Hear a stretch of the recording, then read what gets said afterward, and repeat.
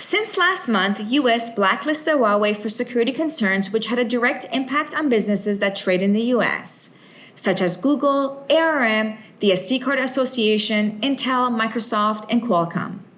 As a result, Alphabet Inc.'s Google is forced to suspend business with Huawei in the transfer of hardware, software, and technical services, except those publicly available via open source licensing. This means no Google Apps, no Google Maps, no YouTube, no Play Store, no Google Assistant. No updates, basically no Android OS. In the short term, the company has secured a temporary license to continue to supply software updates to existing phones.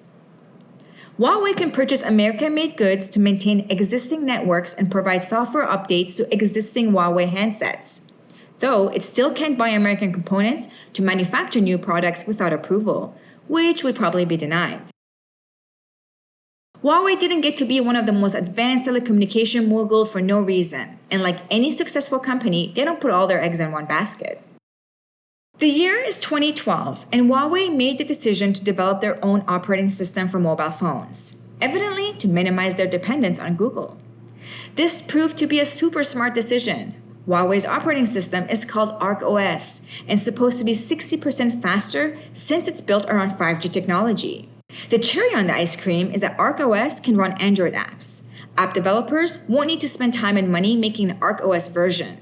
They simply would upload their app to Huawei's App Store. This becomes very attractive to other smartphone companies who are willing to ride the Arc train to minimize their dependence on Google. Should this become a reality, this could break and fragment Google's current smartphone OS monopoly. Google is advising the US administration to reconsider the ban or make exceptions to allow Huawei to use Android OS. According to Google, the fact that Huawei smartphones are running on Android OS is a good thing, as there is some level of security and updatability going into these devices. Should the espionage concerns fan out by removing Android from Huawei, you could potentially be removing the last shield of protection against malware and spyware. For example, Alice in the US is communicating with her friend Bob in the UK.